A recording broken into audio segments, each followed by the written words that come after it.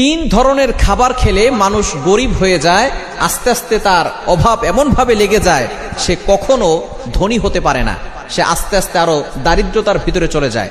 তিন ধরনের খাবার যদি আপনি খেয়ে থাকেন অবশ্যই মনে রাখবেন এই খাবারের মাধ্যমে আস্তে আস্তে আপনার বরকত কমে যাবে, আপনার জীবনে অভাব চলে আসবে, অভাব কখনো দূর হবে না, আপনি আস্তে আস্তে ফকির হয়ে যাবেন।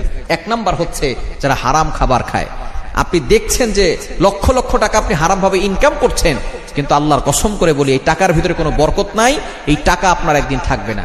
এই টাকা হসপিটালের বিল দিতে দিতে শেষ হয়ে যাবে, চাকচিক্য দেখাতে দেখাতে শেষ হয়ে যাবে। আপনি মনে করছেন অন্যের পকেট থেকে অন্যায়ভাবে মানুষের মাল আত্মসাৎ করে আপনি সুখে থাকবেন, ভালো থাকবেন, কোশ্চিন কালও সম্ভব নয়। আল্লাহর কসম করে বলতে পারি যারা হারাম ইনকাম করে টাকা শুধু আনতে পারে কিন্তু তাদের জীবনে কোনো সুখ থাকে না, জীবনে কোনো শান্তি থাকে না, আস্তে আস্তে তারা আরো দারিদ্রতার ভিতরে চলে যায়। সে মনে করে যে এই টাকা দিয়ে তাদের সন্তান ভালো থাকবে।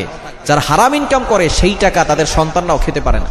এজন্য অবশ্যই এক নম্বরে যারা হারাম খাবে তাদের এই হারাম খাবার খাওয়ার কারণে, হারাম ইনকামের কারণে আল্লাহ পাক রব্বুল আলামিন তাদের জীবনের বরকত কমিয়ে দিবে, তারা আস্তে আস্তে ফকির হয়ে যাবে। এর জন্য ইউর ইনকাম শুড বি হালাল, ইউর ফুড শুড বি হালাল, ইউর ড্রিঙ্ক শুড বি হালাল, আপনার অলওয়েজ হালাল হতে হবে। দ্বিতীয় নাম্বার, দুর্গন্ধযুক্ত খাবার খাওয়া যাবে না। দুর্গন্ধযুক্ত খাবার খেলে ফেরেশতারা আপনার কাছে থাকবে না। নবীজি সাল্লাল্লাহু আলাইহি ওয়াসাল্লাম একবার আবু আইয়ুব আনসারী রাদিয়াল্লাহু তাআলা আনহুর ঘরে দাওয়াত খেতে গেলেন, তখন তার সামনে পেঁয়াজ রসুন এগুলো রাখা হয়েছিল। নবীজি সাল্লাল্লাহু আলাইহি সাল্লাম বললেন পেঁয়াজ রসুন এগুলো সরাও। তখন বললেন আবু আইয়ুব আনসারী, ইয়া রাসূলুল্লাহ পেঁয়াজ খাওয়া তো জায়েজ আছে, রসুন খাওয়া তো জায়েজ আছে। নবীজি বললেন জায়েজ আছে ঠিক আছে, কিন্তু এই দুর্গন্ধযুক্ত খাবার খেলে ফেরেশতারা আমার কাছে আসবে না।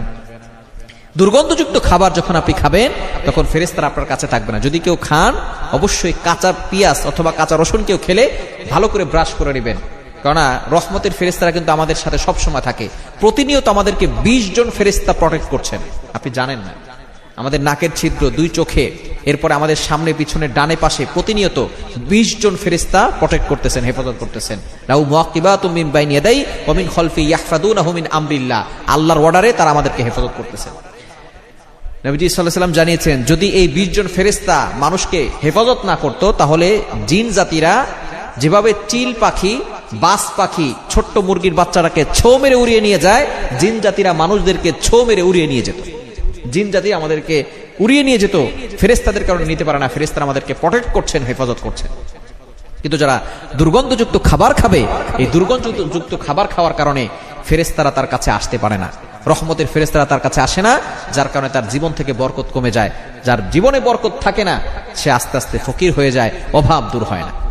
দুর্গন্ধযুক্ত খাবার খাবেন না। অনেকে আছে স্মোকিং করে, বলে এটা তো হারাম না, মাকরুহ। আপনি যে স্মোকিং করছেন, নেশাগ্রস্ত জিনিস তো হারাম।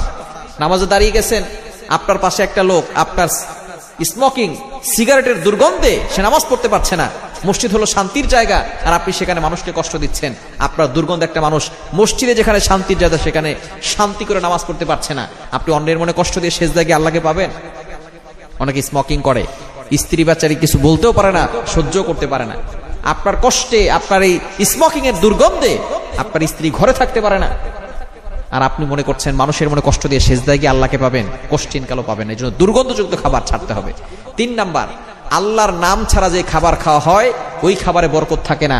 আল্লাহর নাম ছাড়া খাবার খেলে মানুষ আস্তে আস্তে ফকির হয়ে যায়, কেননা যেই খাবারে আল্লাহর নাম নেওয়া হয় না ওইখানে শয়তান প্রবেশ করে, শয়তান সব খাবার খেয়ে ফেলে, মানুষের জীবনে কোনো বরকত থাকে না, খাবারে কোনো বরকত থাকে না, আস্তে আস্তে সম্পদ কমে, আস্তে আস্তে সে দারিদ্রতার মুখে চলে যায়।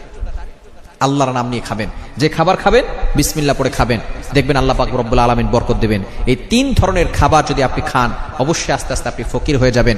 সুতরাং হারাম খাবার খাবেন না এবং দুর্গন্ধযুক্ত খাবার খাবেন না, স্মোকিং করবেন না। এবং 3 নাম্বার হচ্ছে সবচেয়ে গুরুত্বপূর্ণ,